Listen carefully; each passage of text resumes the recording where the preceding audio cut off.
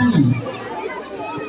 আসলে আমাদের মধ্যে একটা ভ্রান্ত ধারণা আছে যে আমার যে বাচ্চাটা মেয়েরা ভালো, লেখাপড়া ভালো, তার উজ্জ্বল ভবিষ্যৎ কামনা করি।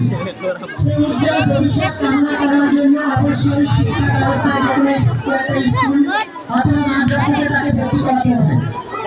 কিন্তু আমরা কি করি, আমার যে মেধাবী সন্তানটা তাকে স্কুলে ভর্তি করে দিই, কারণ আমরা মনে করি যে স্কুলে পড়াশোনা করলে ভালো রেজাল্ট করবে, তার ফিউচার অনেক ব্রাইট হবে।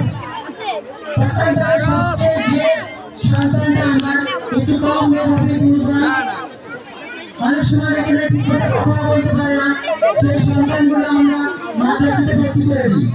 কেন ভর্তি করে দিই? যে আল্লাহ রাস্তায় দিয়ে দিলাম, ও যতটুকু লেখাপড়া করে, যত কর্মজীবনে ওইটা লেখাপড়া করে চলে যেতে পারে। আসলে কি সত্যি তাই? আমার দৃষ্টিকোণ থেকে মনে আসলে এটাই তাই।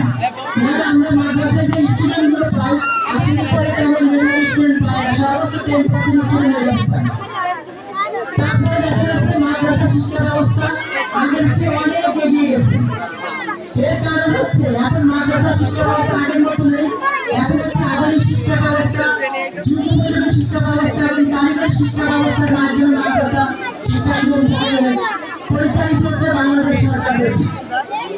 এবং আপনারা সবাই জানেন মাধ্যমিক স্তরের বইগুলা, উচ্চ মাধ্যমিক স্তরের যে বইগুলো আছে, মাদ্রাসা বই এবং স্কুল কলেজের বই একেবারে সেম বই।